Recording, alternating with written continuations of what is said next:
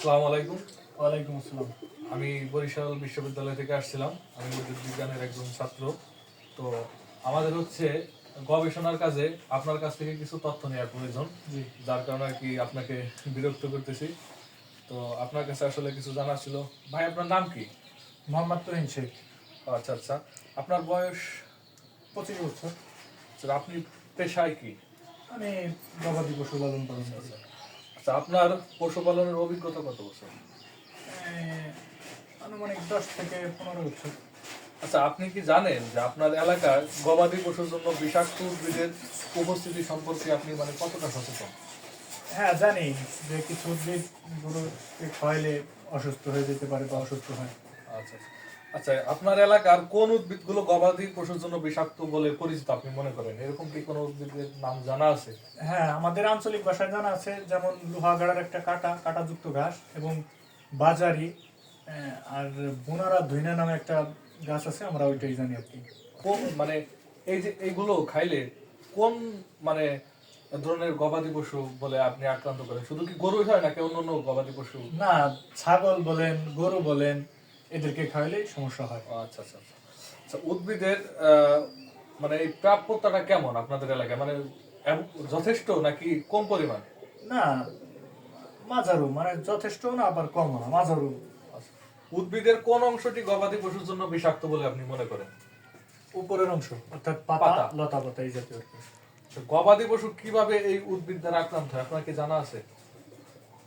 এখানে আপনার মনে করেন উদ্ভিদটি খেয়ে হইতে পারে, অথবা উদ্ভিদের আশেপাশে যে পানি জমা থাকে সেটা খেয়ে হইতে পারে, অথবা অন্যান্য যে কোনো উদ্ভিদ খাইলে আর কি সমস্যাটা হয়। খাইলে আর কি সমস্যা হয়। এই সমস্যা খাইলে হয়। আচ্ছা, বিষাক্ত উদ্ভিদ খেয়ে গবাদি পশুর শরীরে কি কোনো লক্ষণ দেখা যায়? যেমন দেখা যায়, দেখছেন যে বমি হচ্ছে বা ডায়রিয়া, অতিরিক্ত পায়খানা, খিঁচুনি, শ্বাসকষ্ট, রক্তচাপ কমে যাওয়া, না, এরকম ডায়রিয়া লক্ষণ ডায়রিয়া দেখা লক্ষণ। যায়। আচ্ছা, এই উদ্ভিদের বিষক্রিয়া সম্পর্কে আপনার অভিজ্ঞতা আসলে কেমন? গবাদি পশুর কেমন ইফেক্ট পড়ে? ঝিম ঝিম ভাব এবং ডায়রিয়ার লক্ষণটা একটু বেশি দেখা যায়, এরকম কিছু। অসুস্থ হয়ে যায় গবাদি অসুস্থ, পশু। ঝিম ধরে। আচ্ছা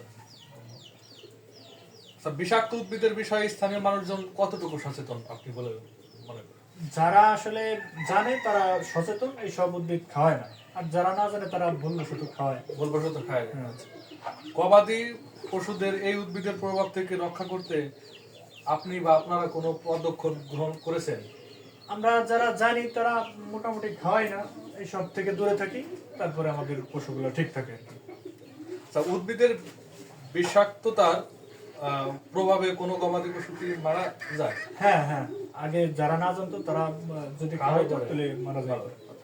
আপনার এলাকায় কি এই উদ্ভিদ বিষক্রিয়ার জন্য কোনো উদ্ভিদতাত্ত্বিক ট্র্যাডিশনাল প্রক্রিয়া, কোনো আঞ্চলিক প্রক্রিয়া আছে কিনা এই রোগ প্রতিরোধের জন্য?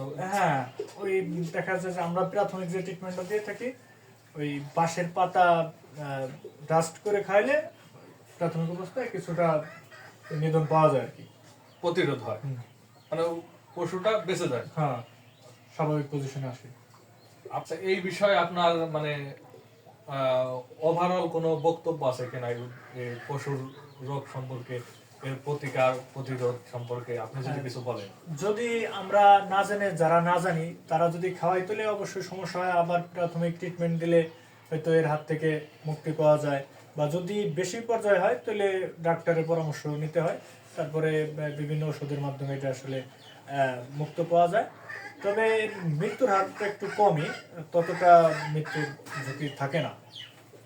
ঠিক আছে ভাই, গুরুত্বপূর্ণ তথ্য দেওয়ার জন্য আমাদের উপকৃত করেছেন, আপনার মূল্যবান সময় দিয়েছেন।